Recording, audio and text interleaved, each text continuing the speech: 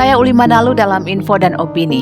Sahabat, kami akan sampaikan untuk Anda tulisan Pendeta Wenata Sairin di Kompasiana dengan judul Di Ruang Kefanaan Kita Persiapkan Masa Kekekalan.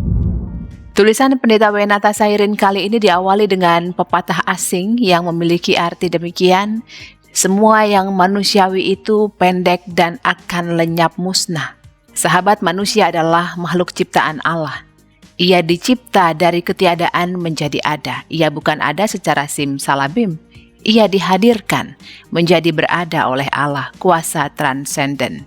Transenden adalah kuasa yang di atas kuasa ilahi, kuasa yang tidak akan pernah tersaingi dan tertandingi. Allah itu halik, manusia itu makhluk. Sudah pasti terdapat perbedaan signifikan antara pencipta, halik, dengan yang dicipta, makhluk. Halik tidak berada dalam ruang kefanaan. Halik tidak terkena, tersentuh, dan atau berada dalam frame waktu. Halik mengisi waktu. Ia terbebas dari dimensi waktu. Manusia berada dalam ruang dan waktu. Sebagai makhluk yang dicipta, ia berdimensi waktu. Ia dikuasai kefanaan dan sebab itu, ia memiliki limit. Sahabat, kita bersyukur bahwa manusia dalam kefanaannya, kelemahan dan keterbatasannya diberi mandat oleh Allah untuk mengelola bumi, agar bumi dengan seluruh isinya memberi kemaslahatan bagi umat manusia dari generasi ke generasi. Dalam konteks amanat itu, maka manusia dianugerahkan Allah akal budi, perasaan, intelektualitas, sehingga tugas pengelolaan itu dapat dilaksanakan dengan lebih baik. Oleh karena manusia adalah makhluk yang dikuasai kefanaan, maka semua produk yang dibuat manusia adalah juga produk yang fana, bukan sesuatu yang abadi, sesuatu yang waktunya terbatas. Dan semua yang ada di dalam dunia adalah barang yang fana, yang suatu saat akan musnah. Fana artinya tidak kekal, sementara, terbatas, sesuatu yang pada suatu saat akan lenyap dan musnah.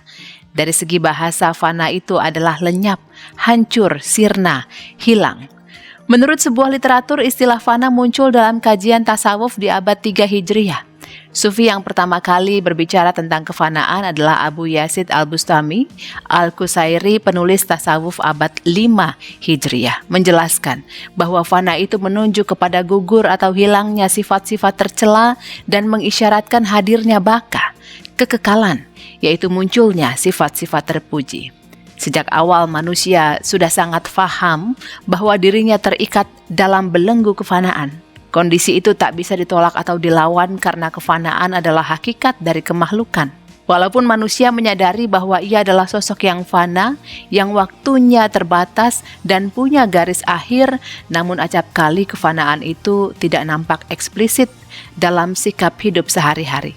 Sikap dan perilaku manusia yang arogan, menyalahkan kekuasaan, mendiskriminasi bahkan menindas, menyuap dan korupsi, membunuh tanpa sebab, mendemonstrasikan perilaku yang barbar, yang arkaistis, yang tidak fana.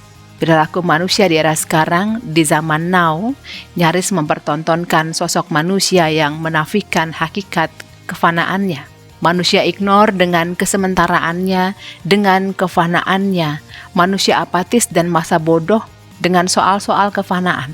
Manusia fana seharusnya benar-benar mempersiapkan waktu yang ada, menginvestasi kebajikan selama ada waktu, selama hari masih siang. Manusia fana yang sadar dan siuman akan hakikat kediriannya adalah sosok yang berupaya agar dalam hidupnya mempraktikkan kasih, sukacita, damai sejahtera, kesabaran, kemurahan, kebaikan, kesetiaan, kelemah lembutan, penguasaan diri.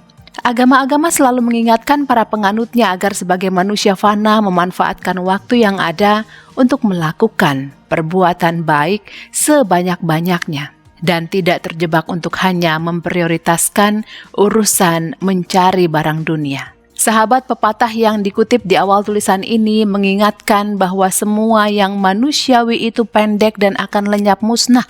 Kita semua, apapun agama kita, sedang berjalan dari civitas terrena menuju civitas dei. Semua yang ada di bumi akan lenyap dan musnah, termasuk umat manusia. Kita mesti menyadari kefanaan kita dan waktu yang terbatas. Mari melakukan yang terbaik bagi semua orang. Manusia fana adalah manusia yang acap gagap dalam berhadapan dengan sesuatu yang baru.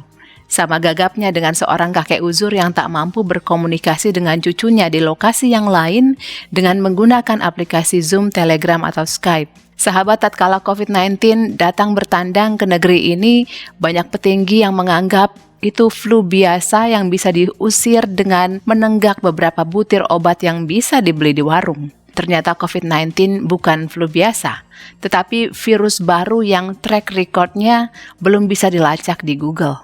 Kemudian kita semua nyaris keluh dan gagap untuk mengusir virus jahanam itu. COVID-19 meneguhkan dengan legitim bahwa manusia itu fana dan fana. Mari, dalam kefanaan itu kita menabur kebaikan demi mempersiapkan kekekalan yang akan kita raih pada saatnya. Selamat berjuang. God bless. Sahabat, demikian tulisan Pendeta Wenata Sairin dalam Info dan Opini. Terima kasih sudah meluangkan waktu Anda bersama kami. Jika Anda berkenan, Anda bisa membagikan tayangan ini dan mengklik tulisan subscribe dan juga menekan simbol atau tombol lonceng untuk mendapatkan tayangan terkini dari channel YKB GKI TV. Terima kasih, sampai jumpa.